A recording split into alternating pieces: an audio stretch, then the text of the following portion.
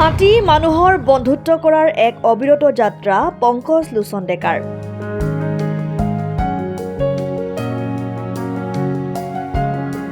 প্ৰকৃতিক ভাল পোৱা, প্ৰকৃতিৰ হকে অবিৰতভাৱে কাম কৰা নলবাৰীৰ এগৰাকী সৰবৰহী যুৱক পংকজ লোচন ডেকা। বিগত কিছু বছৰ ধৰি পংকজ লোচন ডেকা আৰু এটা প্ৰকৃতিপ্ৰেমী দলে বনাঞ্চলৰ পৰা নামি অহা বন্য হাতী আৰু মানুহৰ মাজত যাতে সংঘাত নহয়, বনৰীয়া হাতী আৰু মানুহৰ মাজত যাতে এটা সৌহাৰ্দ্যপূৰ্ণ সম্পৰ্ক গঢ়ি তুলিব পাৰি, তাৰ বাবে অহৰহ চেষ্টা অব্যাহত ৰাখিছে। নলবাৰীৰ আগশাৰীৰ ব্যক্তিগত খণ্ডৰ শিক্ষানুষ্ঠান নালন্দা পাব্লিক স্কুলৰ সমন্বয়ক পংকজ লোচন ডেকাই নিজৰ কৰ্মব্যস্ততাৰ মাজতে হাতী মানুহৰ সংঘাত দূৰ কৰাৰ চেষ্টাত ব্ৰতী হৈ আছে। হাতী মানুহৰ সংঘাতৰ ক্ষেত্ৰত নিৰাময়ৰ দিশটোৰ ওপৰত বিভিন্ন লোকে পৰামৰ্শ দিও আহিছে। জনাঞ্চলৰ পৰা বন্যহস্তী আঁতৰাই ৰখাৰ ক্ষেত্ৰত হাতী প্ৰৱেশ কৰা অঞ্চলসমূহৰ মাজত যোগসূত্ৰ স্থাপন কৰাটো অতি প্ৰয়োজনীয়, যাতে প্ৰতিটো অঞ্চলে তথ্যৰ আভ্যন্তৰীণ আদান প্ৰদানৰ জৰিয়তে হাতীৰ সাময়িক অৱস্থিতি আৰু হাতীৰ গতিবিধি সম্পৰ্কে আগতীয়াকৈ অৱগত হ'ব পাৰে। মন কৰিবলগীয়া যে সেই উদ্দেশ্য আগত ৰাখি নলবাৰীৰ পংকজ লোচন ডেকাৰ পৰিকল্পনা অনুসৰি দ্য গ্ৰীণ গ্লোবে বাক্সা আৰু নলবাৰী জিলাৰ হাতী প্ৰৱেশ কৰা ন অঞ্চলসমূহত গঠন কৰে এলিফেণ্ট প্ৰটেকশ্যন কমিটি বা হাতী সুৰক্ষা সমিতি। পংকজ লোচন ডেকাৰ এই EPC মডেলত আছে বন্যহস্তী বিষয়ক সজাগতা কাৰ্যসূচী আৰু হাতী খেদা অভিযানৰ নিখুঁত পৰিকল্পনা তথা জনাঞ্চলৰ পৰা বনৰীয়া হাতী আঁতৰাই ৰখাৰ বিভিন্ন ব্যৱস্থা। এতিয়া পংকজ লোচন ডেকা আৰু প্ৰকৃতিপ্ৰেমী ৰাজেশ দত্ত বৰুৱাৰ তত্বাৱধানত দি গ্ৰীণ গ্লোবে নলবাৰী আৰু বাক্সা জিলাত হাতী মানুহৰ সংঘাত শীৰ্ষক সজাগতা সভা আৰু হাতী সুৰক্ষা সমিতি গঠন কৰি আহিছে।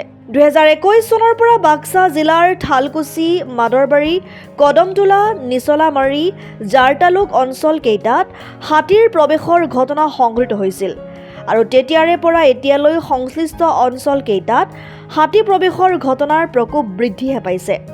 মন কৰিবলগীয়া যে খাদ্যৰ সন্ধানত ভূটান পাহাৰৰ পৰা নামি অহা হাতীয়ে 2023 বৰ্ষত প্ৰথমবাৰৰ বাবে নলবাৰীতো প্ৰৱেশ কৰিছে। নলবাৰী জিলাৰ বালাচুবুৰী, পূব বৰশিৰাল, মাজুশিৰাল, 1 নং সাগৰকুছি, নখাট, কেহেৰুৱা, বৰঘোপা, পূব বালিতৰা, চেংনৈ, কটাহকুছি, বৰখানাজান, ৰঙাফালি, কেন্দুকুছি আদি মুঠ 14টা অঞ্চলত হাতীৰ প্ৰৱেশৰ ঘটনা সংঘটিত হৈছে। হাতীৰ প্ৰৱেশ ঘটা অঞ্চলত সময়মতে বন বিভাগৰ লোক উপস্থিত হ'ব নোৱাৰাৰ ফলত অনেক সময়ত বনকৰ্মী আৰু ৰাইজৰ মাজত বাক বিতণ্ডাৰ সৃষ্টি হয় আৰু বনকৰ্মীসকল একাংশ লোকৰ দুৰ্ব্যৱহাৰৰ সন্মুখীন হ'বলগীয়া হয়। তেনেস্থলত প্ৰয়োজন আছিল বন বিভাগে আগতীয়াকৈ হাতী প্ৰৱেশৰ ঘটনাৰ বিষয়ে অৱগত হোৱা, কিন্তু EPC গঠনৰ আগতে সেয়া হৈ উঠা নাছিল। কিন্তু পৰৱৰ্তী সময়ত পংকজ লোচন ডেকাৰ পৰিকল্পনা অনুসৰি গঠন হোৱা EPC সমূহৰ জৰিয়তে বন বিভাগে আগতীয়াকৈ জনাঞ্চলত হাতীৰ অনুপ্ৰৱেশৰ বিষয়ে অৱগত হ'ব পৰাত বন বিভাগ আৰু সংশ্লিষ্ট অঞ্চলৰ ৰাইজৰ মাজত থকা দূৰত্ব বহুখিনি কমি আহিছে। মই এতিয়া উপস্থিত আছোঁ যিগৰাকী ব্যক্তিৰ সৈতে আপোনালোকক পৰিচয় কৰাটো, তেওঁৰ নাম হৈছে পংকজ লোচন ডেকা, অৰ্থাৎ হাতী আৰু মানুহৰ সংঘাতৰ কথা শুনি আছে। তেখেতসকলে এই হাতী আৰু মানুহৰ ক্ষেত্ৰত যি হাতী আহি উপলব্ধ তাৰ ওপৰত কাম কৰিছে, অৰ্থাৎ তেখেতসকলে আমি সময়ক জানিব বিচাৰিম কি ধৰণে তেখেতসকলে কাম কৰি আছে।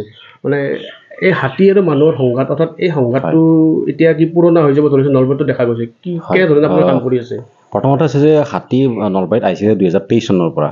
তাৰে আগতে হাতী নলবাৰীত অহা নাছিলে। আমি এই যিটো যিটো বিষয়টো, এই বিষয়টোত আমি প্ৰায় 4-5 বছৰৰ পৰা কাম কৰি আছোঁ। বাক্সাত আমি EPC ফৰ্ম কৰিছিলোঁ। EPC মানে আছে এলিফেণ্ট প্ৰটেকশ্যন কমিটি। অৰ্থাৎ যেতিয়া হাতী এটা অঞ্চলত আহে, প্ৰথম প্ৰয়োজন হয় যে সেই অঞ্চলৰ যিখিনি ৰাইজ তেওঁলোক সজাগ হ'ব লাগে। সজাগতাটো মূল কথা, মানে তেওঁলোকে গম পাব লাগে যে আমাৰ অঞ্চলত হাতী আছে। আৰু লগতে হাতীয়ে ধৰক ভূটান পাহাৰৰ পৰা আমাৰ এইফালে হাতীবিলাক আহে, তো ভূটান পাহাৰৰ পৰা নামি আহি যিবিলাক অঞ্চলৰ মাজেৰে হাতী আহি আমাৰ নলবাৰী পাইছে, গোটেই অঞ্চলবিলাকক আচলতে আমি অৰ্গেনাইজ কৰিব খুজিছিলোঁ, যাতে হাতী অহা খবৰটো ভূটানত হাতী ওলালেই যাতে আমি নলবাৰীবাসীয়ে গম পাওঁ। কাৰণ হাতী বৰ্তমান ডাউন ষ্ট্ৰীমৰ ফালে আহিছে, দক্ষিণৰ ফালে আহি আছে। এই উদ্দেশ্যতে আমি গঠন কৰিছিলোঁ EPC এলিফেণ্ট প্ৰটেকশ্যন কমিটি। আমাৰ দ্য গ্ৰীণ গ্লোব NGOৰ ফালৰ পৰা আমি গঠন কৰিছিলোঁ EPC the elephant protection committee. আৰু এই EPCৰ জৰিয়তে এতিয়া আমি ভূটান পাহাৰৰ পৰা যিখিনি অঞ্চলৰ পৰা হাতী আহে, সেই গোটেই অঞ্চলবিলাকক সাঙুৰি লৈ আমি EPC বিলাক গঠন কৰি আছোঁ। আমাৰ প্ৰায় ভূটান পাহাৰৰ ওচৰৰ যিখিনি খাটবাৰী খাটবাৰী বা বৰিকাডঙা সেই অঞ্চললৈকে আমাৰ EPC আছে, এলিফেণ্ট প্ৰটেকশ্যন কমিটি, আৰু আমাৰ হাতীবিলাক ডেইলি মনিটৰিং কৰা হয়। আমাৰ সদস্যসকলে মনিটৰিং কৰে। হাতীৰ লোকেশ্যনটো তেওঁলোকে উলিয়াই লৈ আমাৰ এটা হোৱাটছআপ গ্ৰুপ আছে, সেই হোৱাটছআপ গ্ৰুপত দিয়ে। দিয়াৰ ফলত সেই হোৱাটছআপ গ্ৰুপত আমাৰ বন বিভাগৰ মাননীয় বনাঞ্চলিক বিষয়াসকলো আছে, মাননীয় DFO মহোদয় আছে, আৰু নলবাৰী আৰু বাক্সাৰ এডমিনিষ্ট্ৰেশ্যনৰ কিছুসংখ্যক ব্যক্তিও তাত আছে। লগতে আমাৰ সেই হোৱাটছআপ গ্ৰুপটোত মাননীয় নন্দিতা গাৰ্লছা বাইদেউ মন্ত্ৰী তেখেতো আছে, আৰু সেই গ্ৰুপত আমাৰ হাতী অহা বিষয়টো আমাৰ শ্বেয়াৰ হয়। শ্বেয়াৰ হোৱাৰ লগে লগে ফৰেষ্ট ডিপাৰ্টমেণ্টৰ যিখিনি হেৰি আছে বন সুৰক্ষা কৰ্মী, তেখেতসকলে আগতীয়াকৈ বিভিন্ন ঠাইত পজিশ্যন ল'ব পাৰে, যাৰ ফলত ধৰক এতিয়ালৈকে আমাৰ যিবিলাক অঞ্চলত EPC গঠন হৈছে সেইবিলাক অঞ্চলত বৰ্তমানলৈকে মানুহ মৰা নাই। কিছু সাম সম্পত্তি অলপ অৱশ্যে লছ হৈছে, কিন্তু আমাৰ হাতী মনিটৰিং কৰাৰ ফলত যিমানখিনি ক্ষতি হ'ব লাগিছিল হয়তো সিমানখিনি হোৱা নাই বা হ'ব পৰা নাই। গতিকে এই ক্ষেত্ৰত EPCৰ জৰিয়তে আমি হাতী আৰু মানুহৰ সংঘাত কমোৱাৰ কাৰণে যথেষ্ট প্ৰয়াস কৰি আছোঁ। আৰু এই ক্ষেত্ৰত দেখা যায় যে বন বিভাগৰ এই ক্ষেত্ৰত কেনেকুৱা ভূমিকা দেখা পাইছে, আৰু আপোনালোকে যি ধৰণে কাম কৰিছে এইটো শলাগিবলগীয়া, কিন্তু অসম চৰকাৰৰ যি বন বিভাগ আছে সেই ক্ষেত্ৰত বন বিভাগৰ কি ধৰণৰ ভূমিকা পালন পাইছে আপোনালোকে? হয়, বন বিভাগে বৰ্তমান সময়ত আমাৰ যথেষ্টখিনি সহায় কৰি আছে, কাৰণ ইয়াৰ আগতে এটা সমস্যা আছিলে যে বন বিভাগ আৰু সাধাৰণ ৰাইজৰ মাজত এটা সংঘাত আছিল। সংঘাতটো কেনেকুৱা হয় যে ৰাইজৰ যেতিয়া ঘৰে ওচৰত হাতী আহি পায় সেইখিনি সময়ত বন বিভাগক ফোন কৰে, আৰু বন বিভাগে সেই সময়খিনি ৰেছপন্স দিয়াটো টান হৈ পৰে। গতিকে এই ক্ষেত্ৰত পিছত যেতিয়া আমাৰ EPC গঠন হৈছে, EPC গঠন হোৱাৰ পিছত বন বিভাগৰ বন সুৰক্ষা কৰ্মী বা বিষয়াসকলে যিটো আমাৰ গ্ৰুপত আছে, তেখেতসকলে আগতীয়াকৈ হাতীৰ ইনফৰ্মেশ্যনটো পোৱাৰ ফলত আগতীয়াকৈ তেখেতসকলে আহিব পাৰে বা পজিশ্যন ল'ব পাৰে। আৰু এই ক্ষেত্ৰত বৰ্তমান সাধাৰণ ৰাইজ আৰু বন বিভাগৰ যিমানখিনি ধৰক দূৰত্ব আগতে আছিল সেইখিনি যথেষ্টখিনি কমিছে। কিন্তু এই ক্ষেত্ৰত মই আপোনালোকৰ অসম টাইমৰ যোগেদি অসম চৰকাৰে এটা অনুৰোধ জনাব খোজোঁ, আচলতে আমাৰ যিখিনি বন সুৰক্ষা কৰ্মী আছে এইখিনিৰে এইখিনিয়ে আমি ছাফিচিয়েণ্ট নহয় বুলি ভাবোঁ।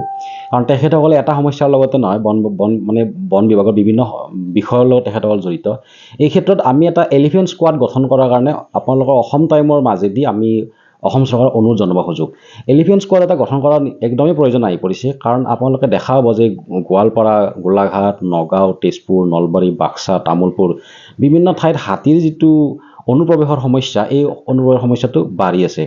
গতিকে এই ক্ষেত্ৰত এটা বন বিভাগৰ ভিতৰতে এটা পাৰ্টিকুলাৰ এটা এৰিয়া সৃষ্টি কৰিব লাগে, যাতে তেখেতসকলে অকল হাতীৰ বিষয়টো চায়। কাৰণ হাতীৰ বিষয়টো এনেকুৱা নহয় যে হাতী আহিছে, হাতী খেদিছোঁ গুচি গ'ল, অকল সেইখিনিতে সমস্যা সমাধান নহয়। কাৰণ হাতী য'ৰ পৰা আহিছে, পাহাৰৰ পৰা নামি আছে হাতী, বিশেষকৈ আমাৰ এই অঞ্চলৰ কথা কৈছোঁ, নলবাৰী, বাক্সা, তামোলপুৰ, পাহাৰৰ পৰা হাতী নামি আছে। তো পাহাৰৰ পৰা হাতী নামি থকাৰ মূল কাৰণটো হৈছে যে পাহাৰত খাদ্যৰ অভাৱ হৈছে, পানীৰ অভাৱ হৈছে। গতিকে এই ক্ষেত্ৰত আমি কিছুমান পৰিকল্পনা ল'ব লাগিব, ধৰক 5 বছৰীয়া পৰিকল্পনা, 10 বছৰীয়া পৰিকল্পনা, শ্বৰ্ট টাৰ্ম বা লং টাৰ্ম, যাতে হাতীৰ খাদ্যৰ সমস্যাটো যাতে ক্ৰমান্বয়ে কমাব পৰা যায়। আৰু যিটো কৰিডৰ আছে, নেচাৰেল যিটো কৰিডৰ আছে হাতীৰ, সেই কৰিডৰটো যাতে আমি ছেভ কৰিব পাৰোঁ, বচাব পাৰোঁ। এই ক্ষেত্ৰতো আমি কিছুমান পদক্ষেপ গ্ৰহণ কৰিব লাগিব। তাৰ কাৰণে এটা পৰিকল্পনা আৰু সময়ৰ প্ৰয়োজন, আৰু ইমানখিনি সময় বন বিভাগৰ কেইজনমান মুষ্টিমেয় বন সুৰক্ষা কৰ্মীয়ে দিব নোৱাৰে। তাৰ কাৰণে এটা স্পেচিয়েল এটা গ্ৰুপ লাগে। সেইকাৰণে আমি ভাবিছোঁ যে অসম চৰকাৰক আমি অতি সোনকালে এখন পিটিশ্যন দিম বুলি ভাবিছোঁ, এপ্লিকেশ্যন এখন দিম বুলি ভাবিছোঁ, যে আচলতে এটা এলিফেণ্ট স্কোৱাড গঠন হ'ব লাগে, যিবিলাক অঞ্চলত হাতী আৰু মানুহৰ সংঘাতৰ সম্ভাৱনা এটা আছে বা চলি আছে। ঠিক আছে, অসম টাইমৰ দৰ্শকসকলে গম পালে যে পংকজ লোচন ডেকা যি হাতী মানুহৰ সংঘাত আছে, হাতীক কেনেকৈ নিৰাপদ স্থানত নিব পাৰি। আৰু তেখেতে এটা গুৰুত্বপূৰ্ণ কথা কৈছে যে স্কোৱাড, এই স্কোৱাডটো ইয়াত যদি চৰকাৰে গঠন কৰি দিয়ে যে বন বিভাগৰ ফালৰ পৰা, তেতিয়াহ'লে বহুত মানুহৰ পৰা ইয়াত সকাহ পাব আৰু বহুত মানুহে ইয়াৰ মৃত্যুৰ পৰা বাচিব। News desk report, Assam time. ৰাইজৰ কণ্ঠ অসম টাইম। ঘৰত আনন্দ আৰু সম্পৰ্কৰ চমক বজাই ৰাখিবলৈ জৰুৰী হৈছে সকলো আনন্দময় মুহূৰ্তত মৰমৰ উপহাৰ দিয়াটো। সেইবাবে মধুশ্ৰী জুৱেলাৰ্ছে আনিছে সকলো ৰঙীন ক্ষণৰ বাবে বিশেষ গহনা। হীৰাৰে হওক, সোণৰে হওক বা ৰূপৰে হওক, শ্ৰেষ্ঠ ডিজাইনছ আৰু হলমাৰ্কযুক্ত গহনাই ৰাখে সম্পৰ্কক নিখুঁত। তেনেহ'লে আজিয়ে আনক আনন্দ মধুশ্ৰী জুৱেলাৰ্ছৰ সৈতে। যোগাযোগ কৰক 7002800341 নাইবা ভিজিট কৰক LNB ৰোড, নলবাৰী, অসম।